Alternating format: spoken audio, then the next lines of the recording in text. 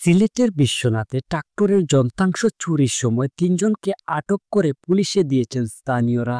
এ সময় চুরি কাজে ব্যবহৃত সিএনজি চালিত অটোরিকশাও আটক করা হয়। রোববার দিবাগত রাত ৩টার দিকে উপজেলার লামাহাজি ইউনিয়নের খাজানশিগাঁও গ্রামে এ ঘটনা ঘটে। স্থানীয়রা জানায়, গভীর রাতে ট্রাক্টরের মেশিন খুলে একটি সিএনজি চালিত অটোরিকশায় তোলার সময় তিনজনকে হাতে নাতে ধরে ফেলেন তারা। এরপর রাতভর তাদের আটক রাখা হয় স্থানীয় এক বাড়িতে।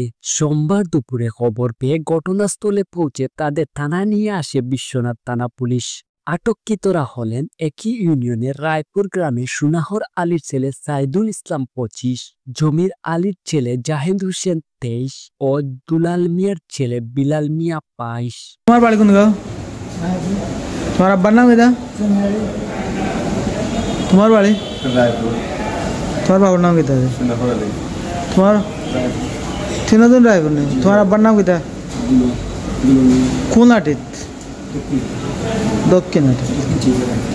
ঘটনার সত্যতা নিশ্চিত করে বিশ্বনাথ থানার ভারপ্রাপ্ত কর্মকর্তা ওসি এনামুল হক চৌধুরী জানান, আটক তিনজনের বিরুদ্ধে মামলা দায়েরের প্রক্রিয়া চলছে।